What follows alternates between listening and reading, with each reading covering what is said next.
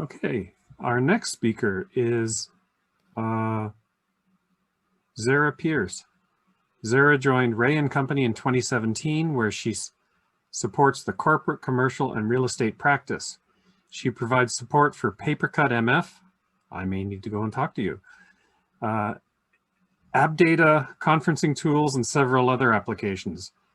Zarah is also Ray & Company's dedicated Apple Silicon guinea pig.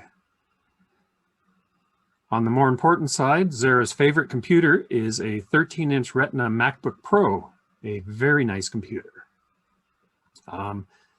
Zarah's talk title is Online Conferencing in the COVID-19 Era. Take it away, Zarah. Hello, my name is Zarah Pearse, and I work at a law firm in Calgary, Alberta. Today, I will be talking about our experiences with video conferencing during the pandemic.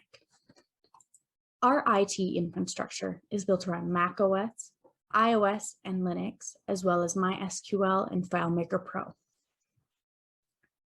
Prior to the pandemic, Ray & Company participated in the 2013 Northern Gateway Pipeline Joint Review Panel hearing remotely via WebEx. We used Skype for job interviews, and we also attended online webinars. These are the online collaboration platforms that at least one or more of my coworkers have used in the past year. Did we miss any? All of the video conferencing software that we've come to use are built around the term Teams and collaboration. This seems to refer to sort of an internal use as imagined for the work from home era. We mainly use Zoom as an external platform, but we do have our inter-office Monday morning meetings with Zoom. Because we're using everything, setting up proper Zoom and WebEx boardrooms would be expensive to begin with. This would have meant doubling our expenses, so we just did our best. One thing we really wanted to avoid were any issues related to screen sharing. When I participated in the webinar last year, the instructor accidentally shared her screen, showing her personal emails, documents, and her inter-office Slack. That is why we have set up separate devices in each boardroom, so it eases the minds of the lawyers and anyone participating in a video conference and sharing a document. This is our hardware that we use.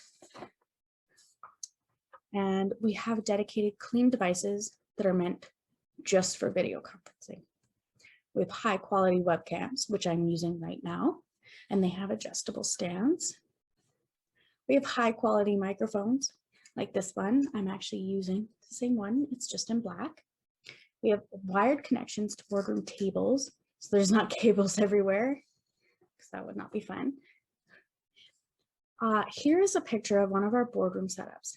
This one is mainly used for when we need to share documents.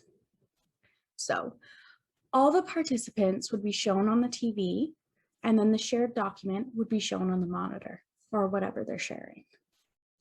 An added bonus to our offices is that our background in the camera is a nice view of the downtown skyline or the Bow River or even our library. Lighting is something we're trying to tackle without getting those beauty lights that all those YouTubers use, because that light can be super harsh and this lighting doesn't seem to be doing anyone any favors. Earlier this year, we participated in an 11-day Natural Resources Conservation Board hearing concerning the proposed Springbank Off-Stream Reservoir project. This differed from the Northern Gateway hearings in that everybody participated remotely and not just those who were unable to travel to the hearings. Here is a brief experience of Sarah Loudon, one of the lawyers who participated in the 11-day hearing. My name is Sarah Loudon. I am a lawyer at Ray & Company. For 11 days in March, we participated in a remote hearing before the Natural Resources Conservation Board based in Alberta regarding the Springbank Dry Dam. In terms of what I liked about having a remote hearing, it was nice and sort of convenient to be able to be in the comfort of your own office and not have to lug your hearing materials back and forth between the hearing room and your office every day. In terms of some of the challenges, it could be challenging during cross-examinations or submissions before the board to read body language and be able to determine, you know, sort of whether you're on the right track and gauge whether you're communicating effectively. But overall, I think it was a good hearing, and I think it was the first remote hearing for the Natural Resources Conservation Board.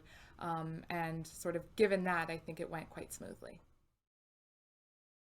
We've had a few issues with Zoom, but the persistent display name when joining a meeting from a link is annoying on shared computers and confusing for hosts.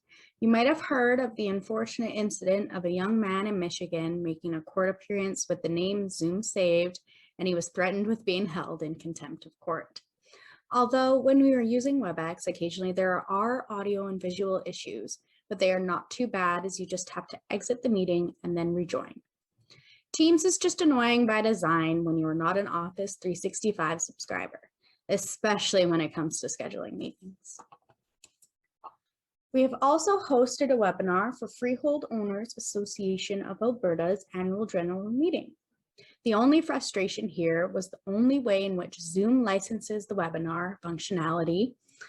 It would be nice if you could purchase webinars on an ad hoc basis rather than having to license the functionality monthly. Overall, FOBA was satisfied with their experience and they plan to use Zoom again. In summary, our experiences have been positive as we balance our interactions with many different groups who are each invested in their own platforms. Thank you for having me. Have a good day. Thanks, Zarah, for a really interesting talk. I've run into many of the problems that you've outlined. What I found myself is being a scout leader, working with the youngest kids, they seem to pick up the fastest on Zoom. We've had no problems running Zoom meetings with our 5 to 7-year-olds, unlike our older kids. I don't have any questions for you. We do have one from Anthony. Oh. If you'd like to ask it live. Go ahead, Anthony. I'd like to ask it live simply because I don't type so well. Zarah, one of the things I noticed when you talking about your setup and in talking with you prior to the conference was that you didn't already have dedicated Zoom rooms or anything like that. That this was a lot of setup of getting, essentially using what you had. Can you maybe talk a little bit about your experience that way? Just use what we have. We just used what we had around the office and We bought cameras and microphones. we bought cameras and microphones to set up all the boardrooms and the library. The rooms were as we found them. The rooms were as we found them.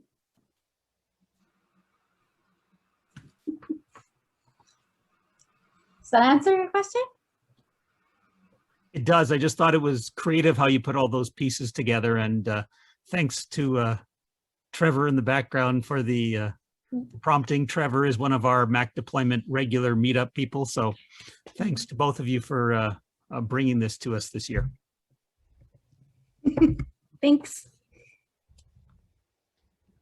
Yeah, one of the things I did when COVID looked to be imminent is I ran out and immediately bought a nice camera and one of the Snowball Blue mics, just so that I would be set up. And then I eventually went out and spent the enormous $12.50 and bought myself a green sheet to hang up behind me so that I have a green screen, which is really good when you're working with little kids.